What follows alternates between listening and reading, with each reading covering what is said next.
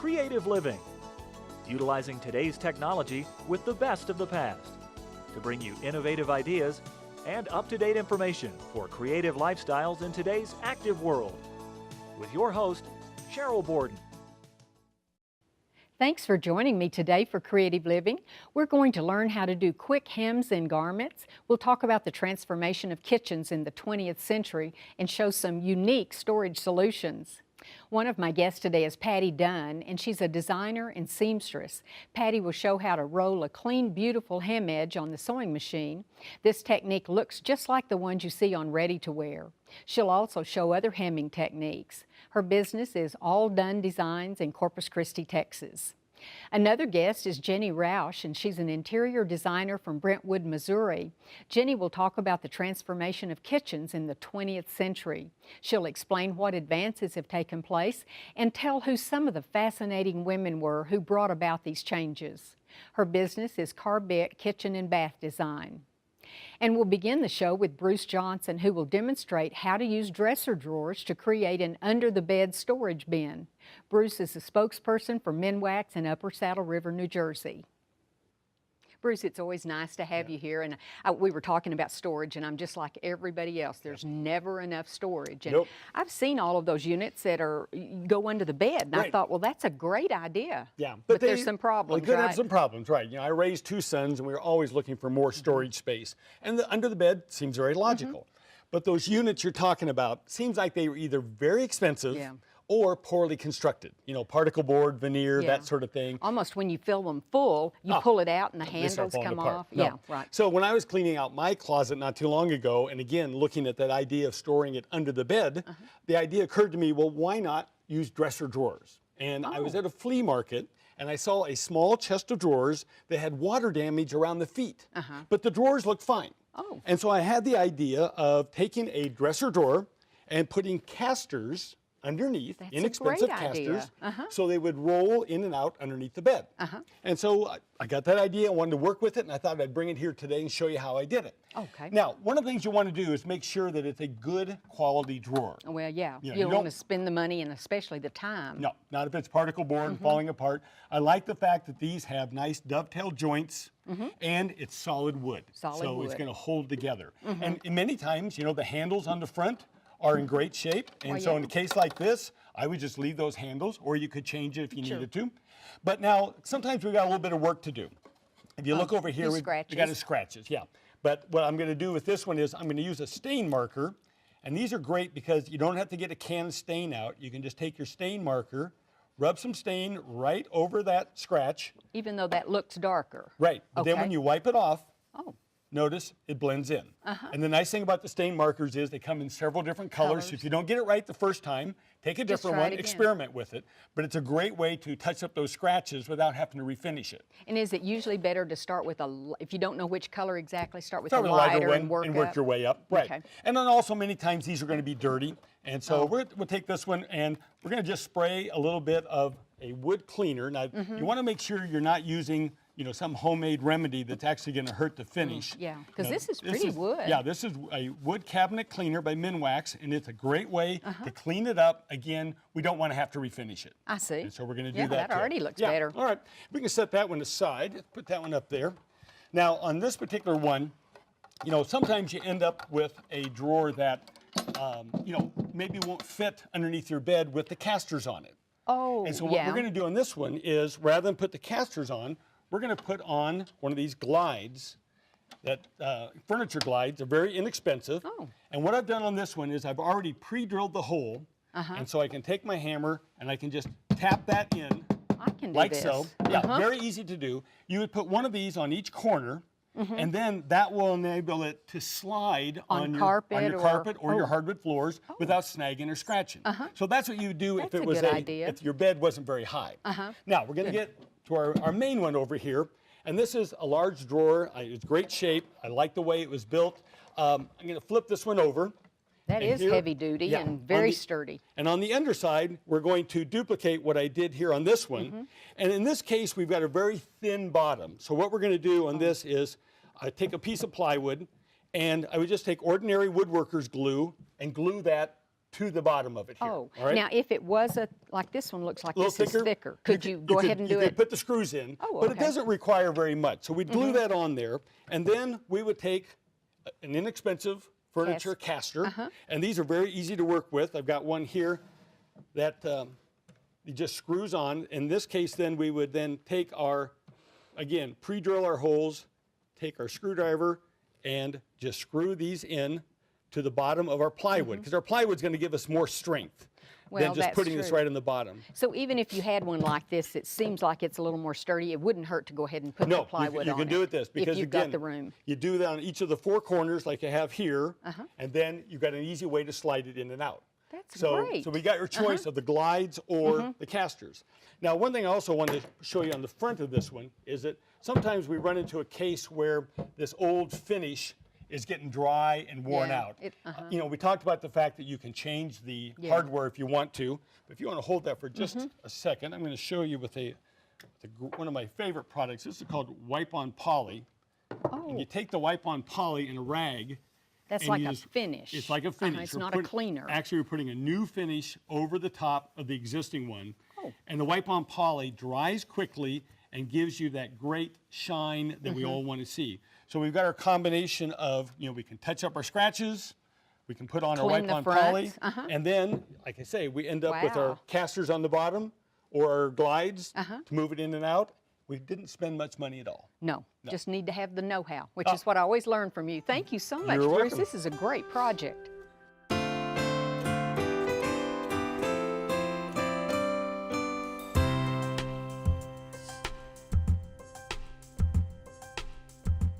Jenny, thank you so much for being with us. I know you work primarily with bath and kitchen designs, and I guess the whole house in general, because everything sort of goes together. But I thought it was interesting when you first talked to me and you said you were going to talk about architect interiors because of the popularity of Downton Abbey that's going on PBS stations everywhere. And I I'm that'll be Because interesting. I'm an addict. You're an addict. You're an Yes. Abbey addict, is Yes, what they say. I am, yes. Well, one of the things that you brought, and I'll just take a minute to read it, it talks about architecture and interiors, and it's talking about the woman's role in it.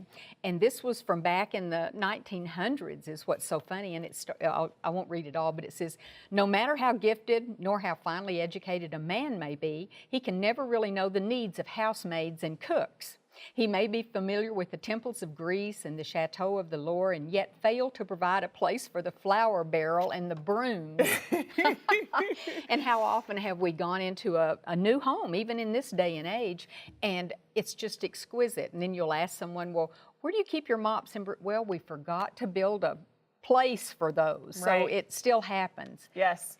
So this is kind of about the evolution of kitchen design, and we're starting sort of in that era, the 1900s through the 1920s, and there was a huge change or shift in the way that the thinking in terms of the kitchen, and we can't really talk about it without going backwards a bit and talking about this sort of in America anyway, about the Civil War and things that happened, and there is like no domestic labor, no free domestic labor at this time, and so guess who has to do the work now?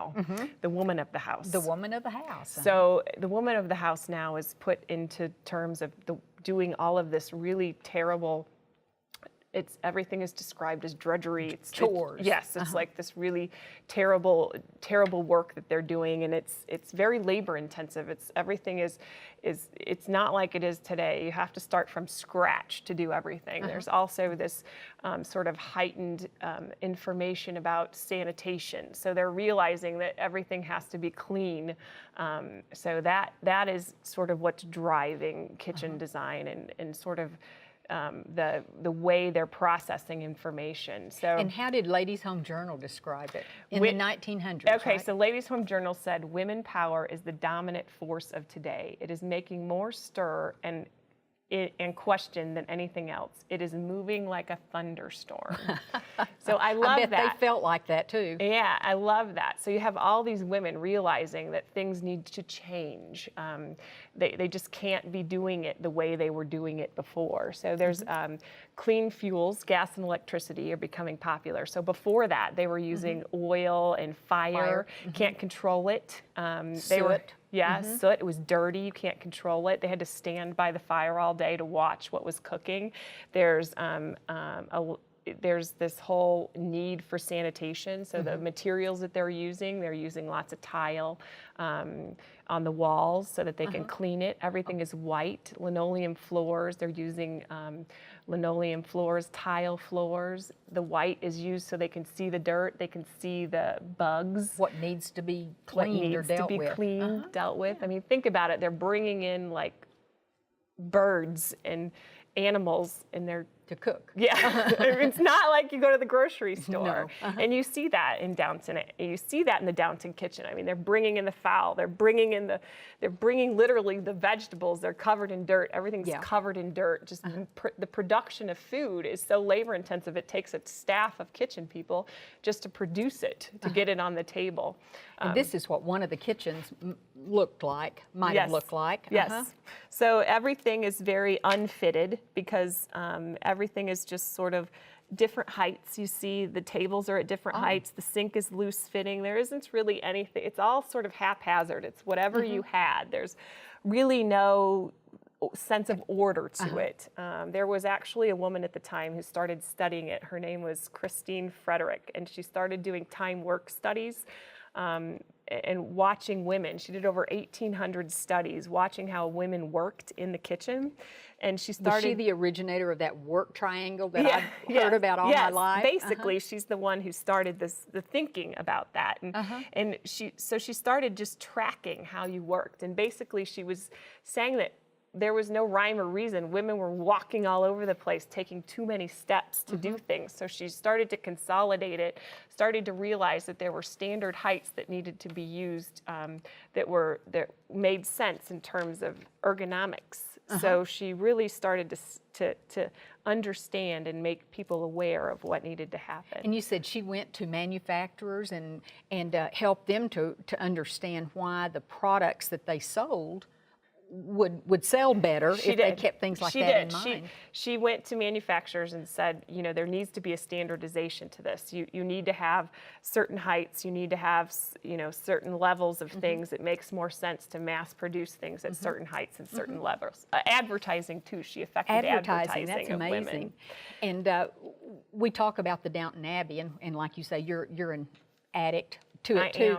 But I would imagine that it also, besides the advertising and seeing how it progressed from 1900 to 1940s, we might go up to the 1940s now and see what changes were made in that time period. Well, so Downton doesn't get that far, but in terms of Downton, you do see a few things. You see the electric, the toaster, and there, it's very purposeful that you see the women of the house using the electric appliances and the advancement, because it's women that are really driving the change. So you see them using the toaster, you see them using the typewriter, you see them driving the cars, you see them doing all of these things that are really moving the advancements of society really forward. So you see it in the kitchen, but you see it all throughout the house, which I think is really fascinating. You see how war affects them. You see how the rationing of food, which happens really in all the wars for us, World War I, World War II. Gas, food, groceries, all of that was rationed. Yes, affects the kitchen and how it works. So it is really funny to see, fun for me anyway, to watch the parallels between Downton and then you see it in terms of the historical nature of kitchen change. Well, and one thing I would think that we could easily relate to is the fact that until you don't have something, you don't really appreciate it too much. Don't you know they all appreciated the help that they used to have? Oh, absolutely. And how hard their situation was that the homeowners just took for granted. Well, and you're seeing them as more, obviously, as the way upper class. And what we talk about when we talk about the time work studies, and when I showed you that kitchen picture, I mean, these are middle class families and middle class kitchens, you know, is what I'm discussing mostly when I talk about kitchen trends. Yes, I think there was a little help still available for Yeah, those poor yeah, souls yes, that were now having yes, to yes. run their households. Absolutely, absolutely. Well, it's really interesting, and also thinking about you mentioned the white linoleum and how then they progressed to wooden floors, and of course the different upkeep, Yeah, the wooden floors. adhesives. A lot of people had wooden floors. Wooden floors weren't the primary choice because they were harder to keep clean. So if you had money, you wanted tile or you wanted the linoleum at the time. 19 to 1920s, the linoleum wasn't as colorful. It eventually evolved to be more colorful. Mostly you would have the tile at that particular time, but the 20s to the 40s, the color started to evolve. You started to see, so 20s to 40s, you color and design started to become more popular. So the 1900s to the 1920s, they really worked on efficiency. So they got efficiency down. After the 1920s, they started to go, okay, now I want to see prettiness. So now design is going to enter into the equation. So then you started to see color.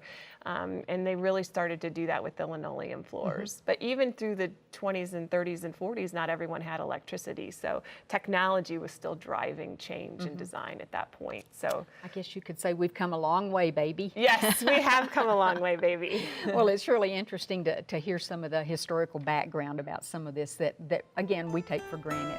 Thank you very much, Jenny. Thank you.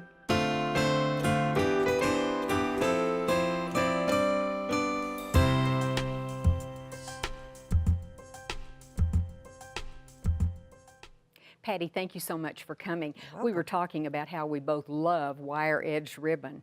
I said I can even tie nice bows with it like they do at the florist. Otherwise, they're pretty limp and floppy. But you're going to show us how to make our own wire-edged ribbon? Yeah, and the neat thing is that you got your fabric. Maybe you might make something for somebody as a gift, and you have a little extra fabric left over, put some wire in it, put it on the outside of the box. And this is a big piece, so we can do exactly That's that. That's just a strip that I did, and it's just a batik fabric. But soft.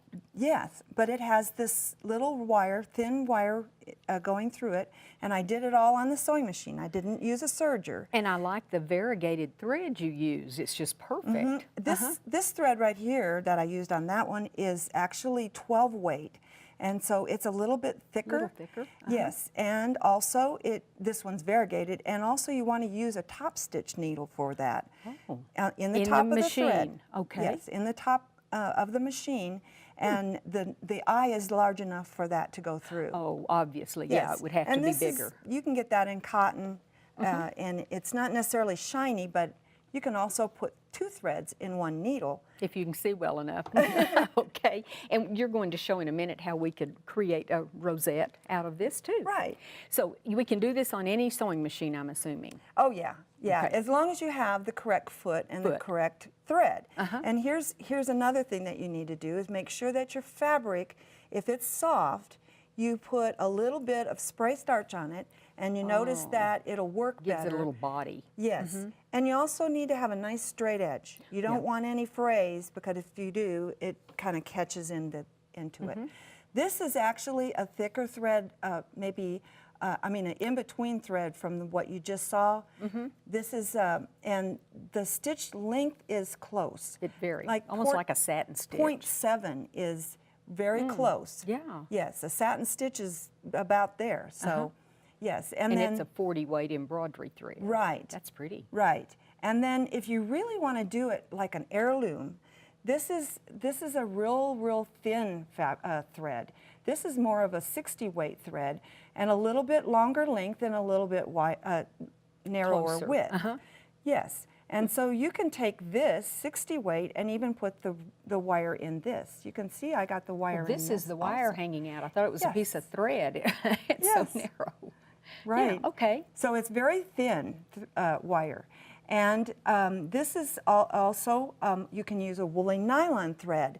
And this goes in your bobbin, and this thread has It's a little slight bit, stretch. Yeah, a little bit of a spring back, so it covers the space. Okay, so that shows us. And what's fun, I bet, is to just experiment with different ones. Well, and one of the reasons you experiment is to find out what the fabric behavior and the thread behavior are going to do. And so here's, again, that heavier thread that I used. And you can see I widened the stitch, I lengthened the stitch It on almost this looks one. like a zigzag, Right. doesn't it? And sometimes you can get almost that rolled and whipped hem look, like a hand stitch look, if you make the length a little bit longer. Okay, And lengthen then it. you can also, instead of putting wire, you can put cord to give a little stability when you wanted to go around the edge. So you might want to do maybe some napkins. Oh, yeah, that And would be good. of course, this is nice because this is both sides are sides. the same, but you don't always get that with some fabrics. Then this is cut on the bias, and when I cut the bias, then I get a little bit of flute. If I just put a little tension on the fabric, it just flutes a little bit as you go. Kind of is this what they call that lettuce edge? Right. One name for it? Right. Yeah, that's pretty. So cut on the bias when you want to achieve that. Right. Great idea. And most people do this on the serger, but not everybody has a serger. Right. So what I wanted to do is show you how you can achieve the same thing with the sewing machine. So the wire is actually in the bobbin? No, No? the wire will go on the top. Oh. You have regular thread in the bobbin, regular thread on the top, and then you also really need the correct foot. Now, which one do we use? This is a cording foot, and it has a little cutout tunnel underneath, so it allows the thread to bring the fabric around, and it actually goes around the top. I see. Yes, and if you don't have that kind of foot, you can also use a larger pin tuck foot, like this. Penta. Oh, I see. This Wider. is where it would go in. Yes, or you want maybe this kind of foot where it's open at the front. It's very important to have it open and have a slight tunnel underneath in this one also. That's a decorative Plus, stitch you can foot. see through these. I like that too. Right, that's helpful. Okay. Right. All right. So the other thing that you need to do is make sure you place your fabric in the correct spot. So when I put my fabric down, I want to make sure that I'm just past the center. Where the needle, edge. that the needle is. The edge of the thread, right. Okay. And so when I swing, I'm going to just catch the edge of that thread on the edge of the fabric. So as you watch it, you'll see that the needle will swing to this, will catch the fabric and roll it. So you And always want to start, like, give an inch, and then you Yeah. start inserting the wire. Yeah, because otherwise it's probably going to eat the fabric. And then all you do is you get started, and then you just stick the wire above in the little tunnel, and as you're stitching, it will grab the wire into that little looping that it does, and the wire really pretty much stays right where it's supposed to. It does. And this is a real thin wire, but it's insulated wire. Oh. So it has a little bit of a grab rather than like not slick. jewelry. Yeah, jewelry wire doesn't have any coating. Oh. So this has a little coating on it, and That's good it to grabs know. the fabric. So it does really well. Well, I've never seen that, and it's also very pliable too. Yes. Okay, yes. well now you've showed us how easy it is to do. Let's show them how to make a rosette. Oh, well, all you have to do, because you've got the bottom, is just pull up and take your front down, your center. Kind of hide that. Yes, and then you just start rolling. And because you can squish the bottom, Because of the wire. right? That's what I've always loved about it. You just begin to go around the whole center, and it just basically pulls itself up, and then you just kind of can push down that center part, and it works. Gosh, you could make a lapel pin, so to Right. speak, or flower. Right. Like you said, you could put it on a package. That's a great Yeah. idea too. And it works because that wire gives it that little extra. And when you get through, do you Movement. usually take a pin or thread and, Right. and tie it off? Just tie it off at the back. That's beautiful. Well, thank you so much for showing You're all welcome. of this to Thank us. you so much for having me. I hope you enjoyed the show today. Next time on Creative Living, we'll learn how to make some miniature greeting cards and talk about steps parents can take to prevent children from being bullied. One of my next guests is a licensed designer for Sissics, and she'll show how to create easy and fun miniature greeting cards and envelopes using the shape cutters from her own collection. Also, we'll meet an author who's written a children's book. He'll discuss the steps parents and teachers can take to protect children from bullying and self-blame while building resilience and self-confidence at the same time. Both of these topics will be featured on the next Creative Living show. If you ever have comments or suggestions or ideas for shows, you can email me at cheryl.borden@enmu.edu. I'd also like to ask you to become a fan of Creative Living on Facebook. Just go to facebook.com and in the search window type in Creative Living with Sheryl Borden. Thanks so much. I hope you'll plan to join me next time for Creative Living. We are very pleased to offer you a new booklet that accompanies this series of Creative Living. This booklet is titled the 6900 series, and it features a wonderful collection of ideas and information, and it's available free of charge on our website. Posted as a PDF file, you can simply download the entire booklet or just the segments you're most interested in. For your copy of this new booklet, go to our website at kenw.org and then click on Creative Living. Scroll down to the booklet section and you can click on this booklet or on any of the other booklets that we have available online. We also would like to invite you to sign up for our free e-newsletter. Just go to kenw.org and click on the Sign Up Now button. Thank you.